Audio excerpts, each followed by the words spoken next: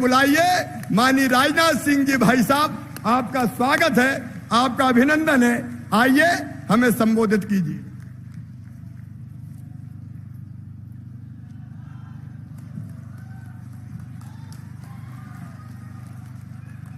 बोलिए भारत माता की, भारत माता की। बहुत बहुत धन्यवाद। हमारे इस मध्य प्रदेश के यशस्वी मुख्यमंत्री और गरीबों के कल्याण के प्रति पूरी तरह से समर्पित मुख्यमंत्री, लोकप्रिय मुख्यमंत्री श्रीमान शिवराज सिंह जी चौहान और यहां के मंत्री प्रभारी श्री बृजेंद्र प्रताप सिंह जी,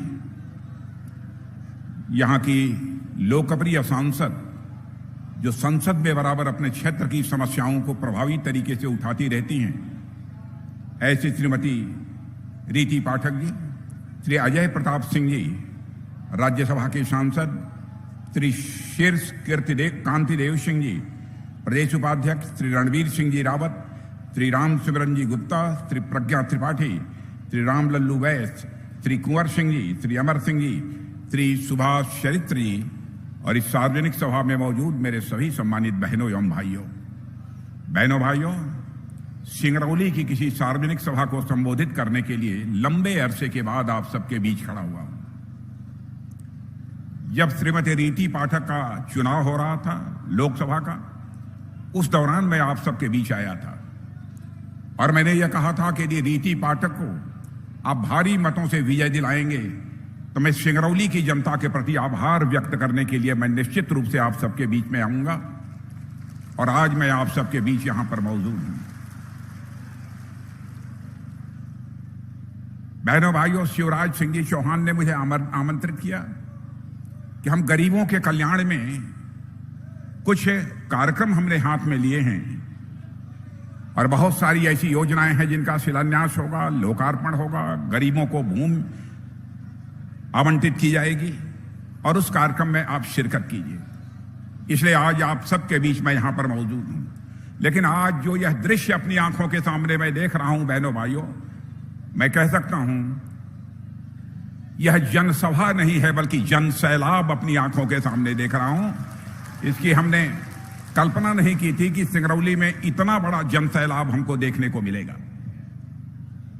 लगातार कई वर्षों से मुख्यमंत्री के रूप में शिवराज सिंह जी चौहान अपनी जिम्मेदारी निभा रहे हैं।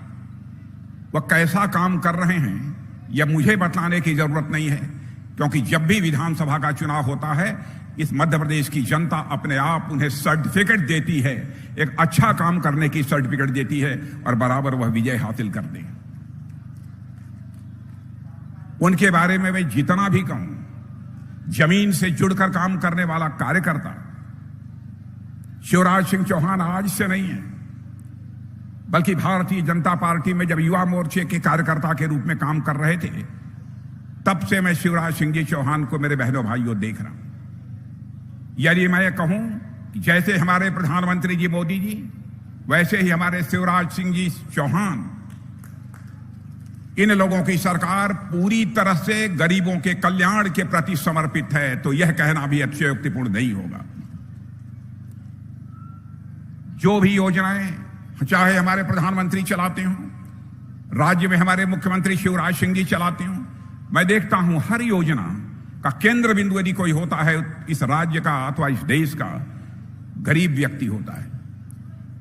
गरीबों का कल्याण, बहनों भाइयों, जहां हमारी यह प्रतिबद्धता है, गरीबों का कल्याण यह हमारी प्रेरणा है। गरीबों का कल्याण यह हम सबके जीवन का एक मंत्र है। हमारे प्रधानमंत्री मोदी जी ने जो जो भी कदम उठाए हैं, बहुत विस्तार में जाकर यहां पर इसकी चर्चा नहीं करना चाहूंगा। क्या कभी किसी ने सोचा था ऐसा भी प्रधानमंत्री इस देश में आएगा कि इस हिंदुस्तान में वह यह संकल्प ले कि 2024 समाप्त होते होते हम ऐसे हालात पैदा कर देंगे कि एक व्यक्ति भी, एक परिवार भी शेष नहीं बचेगा जिस परिवार को अपना सिर ढकने के लिए पक्का छत न मुहैया हो जाए। एक भी परिवार शेष नहीं बचेगा जिसको पीने के लिए घर में पानी न मुहैया हो जाए।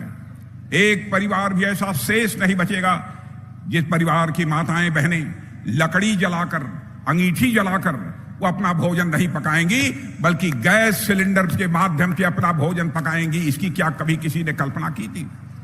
कई कदम उठाए आयुष्मान भारत योजना के अंतर्गत, उसे लागू कर दिया। यदि कोई बीमार हो जाता है तो मेरे बहनों भाइयों 5 लाख रुपए तक का उसका मुफ्त इलाज किया जाएगा। और ये 1 साल में यदि उसकी बीमारी ठीक नहीं होती है तो अगले वर्ष भी 5 लाख रुपए का उसका मुफ्त इलाज किया जाएगा।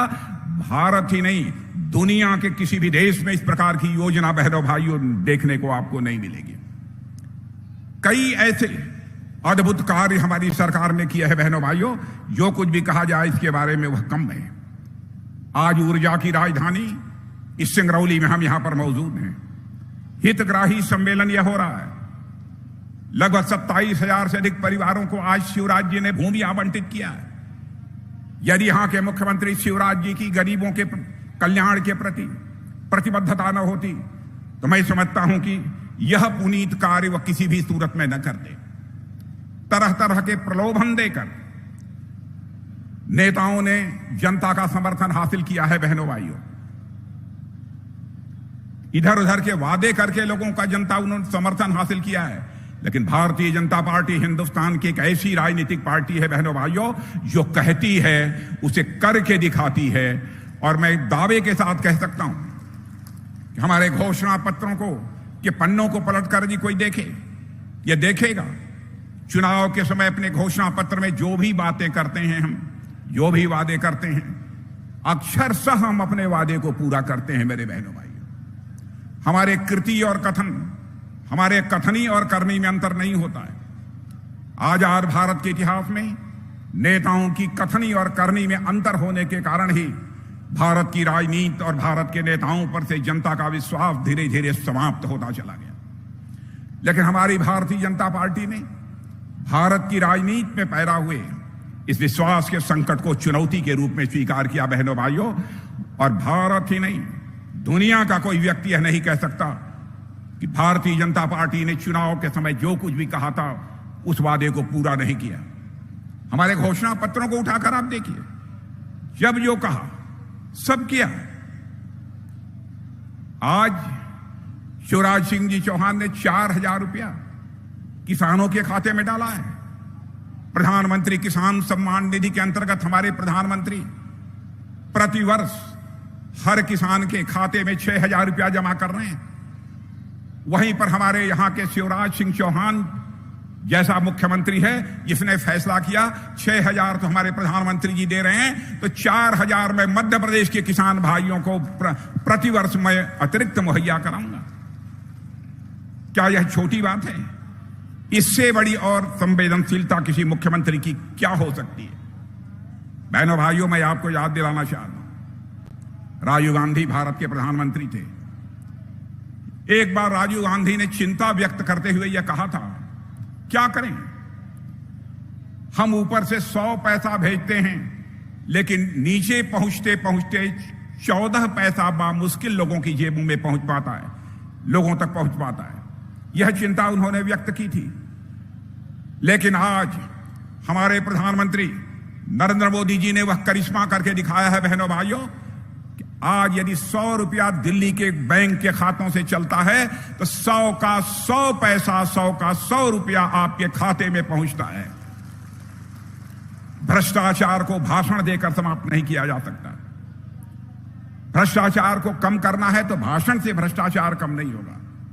भ्रष्टाचार को यदि समाप्त करना है, भ्रष्टाचार को कम करना है, तो सिस्टम में, व्यवस्था में बदलाव लाकर ही भ्रष्टाचार को कम किया जा सकता है अथवा भ्रष्टाचार को समाप्त किया जा सकता है। इस दृष्टि से आजाद भारत में पहली बार यदि किसी प्रधानमंत्री ने कदम उठाया है तो उस प्रधानमंत्री का नाम है नरेंद्र मोदी। बहनों भाइयों, यह कोई हमारी छोटी उपलब्धि नहीं है।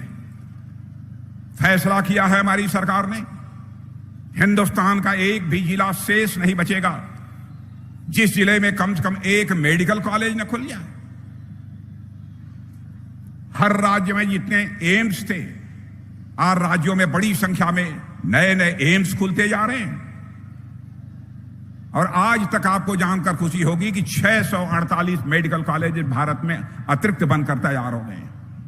क्या यह कोई छोटी उपलब्धि है? और इन्होंने जिस कॉलेज की बात अभी यहां पर की है, शासकीय माइनिंग इंजीनियरिंग कॉलेज सिंगरौली, मैं शिवराज सिंह जी, मैं आपको बधाई देना चाहता हूं।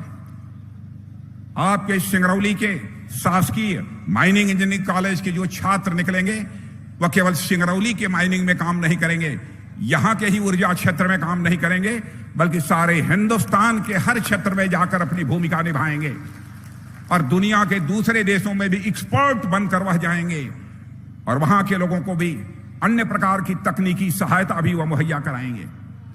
यह काम शिवराज सिंह जी, आपने कोई छोटा काम नहीं किया है, बड़ा काम आपने किया है और इसके लिए मैं सचमुच आपको मैं बधाई देना चाहता हूं। मेडिकल कॉलेज भी सिंगरौली में खोल रहे हैं। यह सब कोई छोटी बातें नहीं है बहनों भाइयों। और मैं खदान आवंटन की प्रक्रिया को हमारी सरकार ने पारदर्शी बनाया है। बहनों भाइयों, पहले खदान को लेकर भ्रष्टाचार होता था कि नहीं होता था? होता था कि नहीं होता था? लेकिन अब कोई मां का लाल खदान के आवंटन के मामले में भ्रष्टाचार करने की हिम्मत नहीं कर सकता है। बहनों भाइयों, ऐसी सरकार बनी है। जहां तक सड़कों के निर्माण का प्रश्न है, पहले बामुश्किल इस देश में प्रतिदिन 3 किलोमीटर, 4 किलोमीटर, 6 किलोमीटर सड़कों का निर्माण होता था। आज जब से हम लोगों की सरकार मोदी जी के नेतृत्व में बनी है बहनों भाइयों, हिंदुस्तान में प्रतिदिन 37 किलोमीटर सड़कों का निर्माण हो रहा है। यह करिश्मा यदि कोई सरकार कर सकती है तो भारतीय जनता पार्टी की ही सरकार कर सकती है। कई ऐसी योजनाएं हैं। मोबाइल का जहां तक सवाल है बहनों भाइयों, मोबाइल 2014 में 92%, 100 में 92 मोबाइल दुनिया के दूसरे देशों से भारत में आते थे। लेकिन आपको जानकर खुशी होगी कि आप जो मोबाइल का प्रयोग करते हैं उसमें 97% मोबाइल अब कहीं बनते हैं तो भारत की धरती पर बनते हैं, भारतवासियों के हाथों से बनते हैं। बहनों भाइयों, यह करिश्मा यहां पर हुआ है। कार बनाने के मामले में, कार मैन्युफैक्चरिंग के मामले में जो भारत दुनिया में बहुत पीछे था, जापान जिसमें आगे माना जाता था, जापान को भी पछाड़कर आज भारत दुनिया के 3 देशों में आकर खड़ा हो गया है यहां पर कि सबसे अधिक कार का निर्माण होता है। स्टील बनाने के मामले में भी हमारा यह भारत दुनिया के दूसरे नंबर पर आकर खड़ा हो गया है। और डिफेंस मिनिस्ट्री, रक्षा मंत्रालय का जहां तक सवाल है मेरे बहनों भाइयों, पहले हमको हथियार, गोले, बारूद, मिसाइल, बंदूक यह सब यदि हमको मंगाने होते थे, पैटर्न टैंक, हम दुनिया के दूसरे देशों से उसे हम आयात करते थे, उसे मंगाते थे। लेकिन अब हम लोगों ने फैसला किया है कि अब दुनिया के दूसरे देशों से यह सब सामान आयात नहीं करेंगे, बल्कि सारे यह रक्षा से जुड़े हुए हथियार, मिसाइल, बम, गोले, एमिनेशन भारत की धरती पर बनेंगे और भारतवासियों के हाथों से बनेंगे और सारी दुनिया के लिए भी बनेंगे। रक्षा के मामले में भी हम भारत को आत्मनिर्भर बनाना चाहते हैं। यह कोई छोटी उपलब्धि नहीं है। यह सब सारे बड़े बड़े काम हमारी सरकार ने किए हैं बहनों भाइयों, हमारे प्रधानमंत्री ने किए हैं। और जिस समय 2014 में हम लोगों की सरकार बनती थी तो हमारा भारत दुनिया के जो 10 देश थे उन 10 देशों में अर्थव्यवस्था यानी जिसे कहते हैं धन दौलत के मामले में दुनिया के 10 देशों में था, 10वें नंबर पर था धन दौलत के मामले में दुनिया में। लेकिन आज आपको जानकर खुशी होगी कि 8 वर्षों के अंदर ही वह करिश्मा यह भारत के अंदर हो गया कि आज हमारा देश दुनिया के 10वें नंबर पर नहीं है बल्कि दुनिया के देशों के 5वें नंबर पर पहुंच गया है। बहनों भाइयों, यह है हमारा भारत। और मैं विश्वास के साथ कहना चाहता हूं, और यह मैं ही नहीं कह रहा हूं बल्कि दुनिया के अर्थशास्त्री भी कह रहे हैं कि 2027 समाप्त होते होते यह भारत धन दौलत के मामले में यानी अर्थव्यवस्था के आकार के मामले में दुनिया के 3 देशों में खड़ा आकर खड़ा हो जाएगा। यानी अमेरिका, चीन और उसके बाद यदि कोई देश होगा तो वह भारत होगा। बहनों भाइयों, भारत होगा। और मैं दावे के साथ कह सकता हूं, जितना मुझे अर्थशास्त्र के बारे में जानकारी है, ऐसे ही यदि भारत आगे बढ़ता रहा तो 2047 आते आते धन दौलत के मामले में यानी दुनिया का सबसे धनवान देश यदि कोई गिना जाएगा तो हमारा और आपका देश, यह भारत गिना जाएगा। मेरे बहनों भाई, अभी हमारे शिवराज सिंह जी से चर्चा कर रहे थे, रूस और यूक्रेन के बीच जो युद्ध चल रहा है। बहनों भाइयों, हमारे यूक्रेन में जो भारत के 22,000 से अधिक बच्चे फंसे हुए थे, उनके माता पिता यहां शोर मचा रहे थे कि हमारे बच्चे यूक्रेन में फंसे हैं, कभी भी उनके जान के ऊपर संकट आ सकती है। भारत सरकार को, प्रधानमंत्री मोदी जी को जल्दी से उन्हें बाहर लाना चाहिए। आसान काम नहीं था। दुनिया के कई देशों के बच्चे यूक्रेन में पढ़ रहे थे। रूस भी कोई कमजोर देश नहीं है। रूस के साथ यूक्रेन की लड़ाई चल रही थी। दुनिया का कोई भी प्रधानमंत्री, राष्ट्रपति जिस काम को नहीं कर पाया, उस काम को यदि किसी ने किया तो हमारे प्रधानमंत्री नरेंद्र मोदी जी ने किया है। बहनों भाई, आप ये कहेंगे कि मोदी जी ने कौन सा करिश्मा कर दिया। उन्होंने रूस के राष्ट्रपति मिस्टर पुतिन से भी बात की और यूक्रेन के राष्ट्रपति जेलेंस्की से भी बात की और अमेरिका के राष्ट्रपति बाइडेन से भी बात की। तीनों से बात किया और दुनिया का कोई नेता नहीं कर सकता था। बात किया और थोड़ी देर के लिए युद्ध रोक दिया गया और हमारे सारे भारतवासी बच्चे भारत वापस आ गए। यह है भारत। दुनिया में भारत की हैसियत बढ़ी है। दुनिया की नजरों में अब हमारा भारत यह कमजोर भारत नहीं रहा है। दुनिया के नजरों में मेरे बहनों भाइयों, हमारा भारत अब यह ताकतवर भारत बन गया है। ऐसा नहीं है कि जो चाहे भारत को आंख दिखाकर निकल जाए। लेकिन हमारे कांग्रेस के नेता लोग भारतीय जनता पार्टी को बदनाम करें, हमें कोई आपत्ति नहीं है। लेकिन हमारे भारत के सेना के जवानों के शौर्य और पराक्रम पर भी वह सवालिया निशान लगाने की जरूरत करते हैं। बहनों भाइयों, जो हमारा सेना का जवान हमारे देश की सीमाओं की सुरक्षा करता है अपनी जिंदगी जोखिम में डालकर,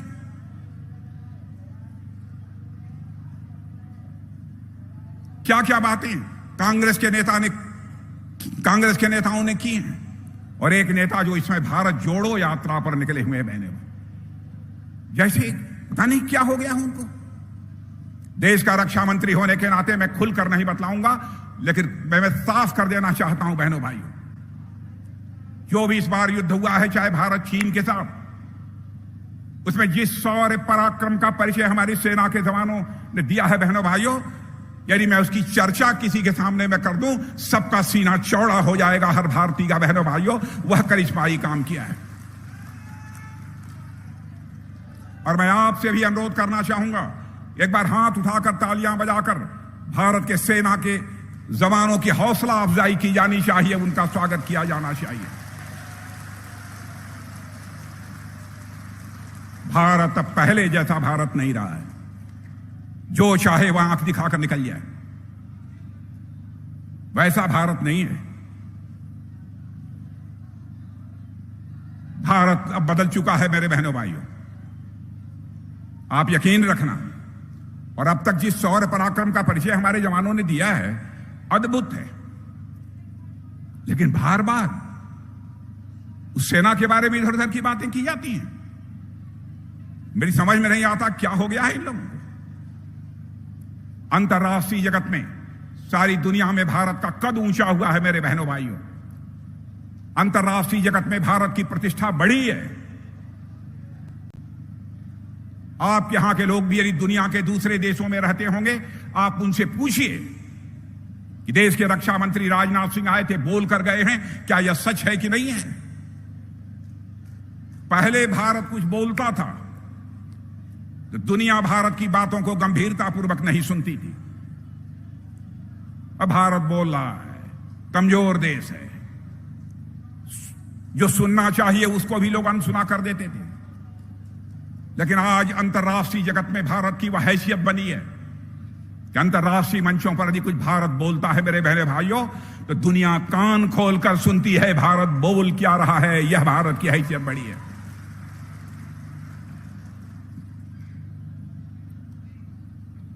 आज उस भारत के बारे में भी अनाप शनाप की बातें, और एक कांग्रेस के नेता, मैं नाम नहीं लेना चाहता, आप लोग जानते होंगे, भारत जोड़ो यात्रा पर निकले।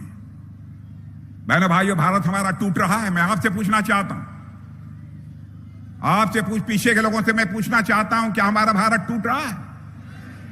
इधर के लोगों से पूछना चाहता हूं, क्या टूट रहा है? वो भारत जोड़ने के लिए निकले। भारत को टूटना था तो एक बार टूट चुका, 1947 में ही टूट चुका। भारत माता के 2 टुकड़े हो गए, भारत पाकिस्तान बन गया। बहनों भाइयों, उस समय भी हमारे जो नेता थे, उनके दिल की यह हसरत थी, उनकी भी यह लगती, भारत टूटना नहीं चाहिए। लेकिन हो गया, उसके बारे में मैं कोई टिप्पणी नहीं करना चाहता, किन परिस्थितियों में हुआ है। और आज राहुल गांधी चारों तरफ घूम घूम कर कह रहे हैं हिंदुस्तान में नफरत ही नफरत चारों तरफ है। मैं उनसे पूछना चाहता हूं, हिंदुस्तान में नफरत पैदा करने का काम कौन कर रहा है? क्या सारे देश में मोदी जी लोगों के बीच नफरत पैदा करने का काम कर रहे हैं? क्या मध्य प्रदेश में शिवराज सिंह जी लोगों के बीच नफरत पैदा करने का काम कर रहे हैं? मैं आपसे इस सवाल का जवाब चाहता हूं बहनों भाइयों, क्या यह नेता लोगों के बीच नफरत पैदा कर रहे हैं? कहां उनको नफरत दिखाई देता? सारी दुनिया में या कांग्रेस के लोग भारत को बदनाम कर रहे हैं मेरे बहनों भाइयों, इसका उन्हें जवाब दिया जाना चाहिए। सारी दुनिया में भारत की छवि खराब करने की कोशिश कर रहे हैं। भारत में नफरत ही नफरत है। जिस भारत की इज्जत सारी दुनिया में बढ़ी है, जिस भारत ने, और दुनिया का इकलौता देश हमारा यह भारत है बहनों भाइयों, कि भारत की सीमा में रहने वाले लोगों को ही अपने परिवार का सदस्य नहीं माना है, बल्कि पूरे विश्व की धरा पर रहने वाले लोगों को अपने परिवार का सदस्य मानते हुए वसुधैव कुटुंबकम का संदेश सारे विश्व को, यदि दुनिया को कहीं से गया है तो केवल और केवल हमारे और आपके देश भारत की धरती से गया है मेरे बहनों भाई। और उस भारत को बदनाम किया जा रहा है कि भारत में नफरत ही नफरत है। राहुल जी, आपको हो क्या गया है? मोदी जी नफरत पैदा कर रहे हैं। नफरत पैदा करके आप पुनः सत्ता हासिल करना चाहते हैं। नफरत पैदा करके सत्ता नहीं हासिल की जा सकती है। यदि सत्ता हासिल की जा सकती है